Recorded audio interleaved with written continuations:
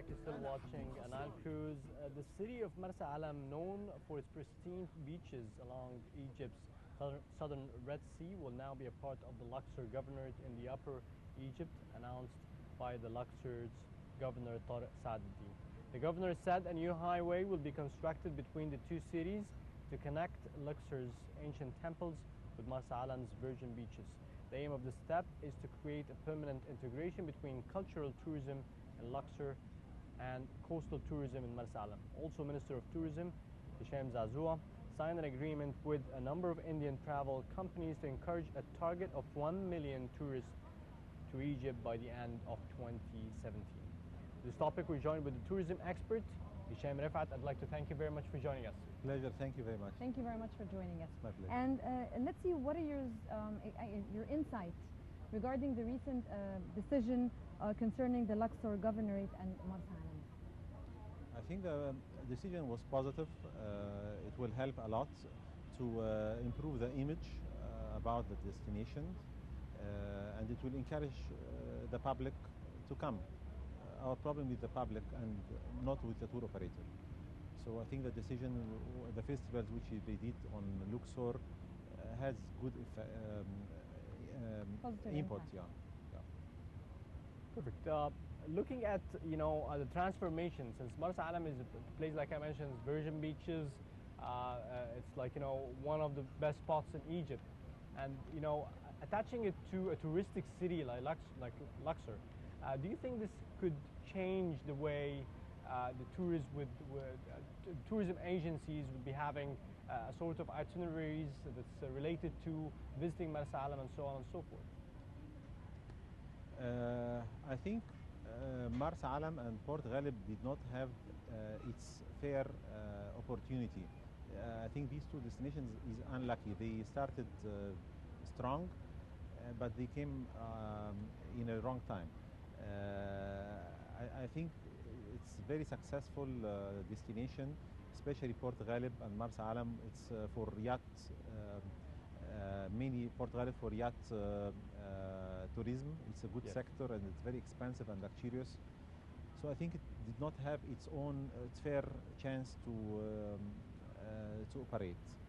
And so, you think it brings in a different category of tourists towards the spot? Absolutely. It's when talking about Hurghada and Sharm el-Sheikh, the segment of clients coming to these destinations is, I would say, it's B class or C class, budget clients. But this part, Marsa Alam and Port Ghalib, can attract the A class. A class, American yacht owners. It's luxury.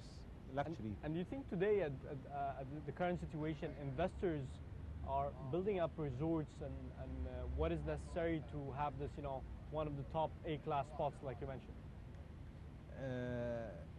In terms of the size of hotels and resorts and I think facilities there. The size of hotels and resorts on this area, it's more than what we need. Yes. I think we should stop investing on this area a little bit until we absorb it has higher occupancy. Capacity. Yes. You have to promote it more and make it fully booked. Then you have to later you can think about investing more. They can invest in other areas, not in these areas particularly. Yes. And Mr. Hisham, what are the positive indications regarding the tourism rates in Egypt at the current stage, at the moment? It's overall. It's a dilemma because you have to now. The perception about travel to Egypt is very low. It's very negative. People are scared to travel because of the media effects. So now the owners need to operate. So they go down with the prices to attract people who are motivated by prices. Yes. So I think they attracted people with very low prices. So they're like low budget tourists. Low budget tourists, which will not hardly cover their operating cost. Yes. So I think. How can we improve this? What are the marketing tools that we're using at the moment?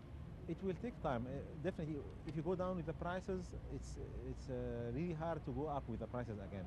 It will take, I would say, decades to get back to the normal prices which used to operate before 2010. It will take much time. What they should do, I think they should slowly work on it, but it will take time. So usually I've been covering, tourism for quite a while, and what I've learned about tourism in Egypt is that it's a very volatile market, but at the same time, it had usually, and based on history, it has very fast recovery rate when it comes to getting tourists back to Egypt. And this happened, if you recall back, Luxor's situation and crisis over there, and then tourists came back a couple of weeks later, and so on and so forth. So what is happening today in terms, of the recovery? Because now it is not recovering as it should be. It's a different story. We had lots of crises in the past 20 years, and the recovery time was 1 month, 1 week or 2 weeks, and clients started to get back again. Now what we have is everything is against us. The media, the government, they put advisory against traveling to Egypt. Insurance company refused to insure the travelers, as well as the media. They address the public, and to convince the public or to change the public to travel, it's very hard. Tour operators, international tour operators, they have investment here. They have benefits, and they want to include Egypt again to secure their investment. But they cannot force the public, the normal people on the streets, to go to the offices and book Egypt. They can book anywhere else. Yes. So all elements work against us, and security, of course, before all. In Egypt, I think the media is a double-edged sword. So from one side, speaking about terrorist acts in Egypt would really derail the process of recovery for tourism. But from another side, also using events and touristic events and cultural events in Egypt might also promote and help. And this is what we used to happen previously when it comes to the discovery of tombs and specific locations and touristic sites and so on and so forth. This is absolutely right. You need to work in all directions. First of all, I think you need to work. I think the Ministry of Tourism, they hired a PR company, one of the best in the world, just to address the public, the normal people, to change their mindset and the image to travel to Egypt. This is one side. The other side is to work on the tour operator and the media to change it. We have to invite journalists, magazines, events. Definitely it will help. You have to work make all the tools you have, use it to sort it out. And Mr. Hisham, there's also now a different kind of a tourist that we tend to sort of not really be aware of, the Indian tourist. How can we now try to grasp the attention of Indian tourists? Apparently in Egypt there have been quite a few lately, and currently at the moment, Indian activities and Indian cultural events that have been happening in Egypt. How can we possibly try to grasp the Indian tourist to come to Egypt? Okay, Indian market and Chinese market, it's different. And these are new markets. New markets. It's huge market. It's different and has its own. Huge. Yeah, it has its own needs. Food, of course. For example, Indian, if they don't eat this, what I knew. There's a lot of kosher foods. Yeah, their foods, they will not feel well.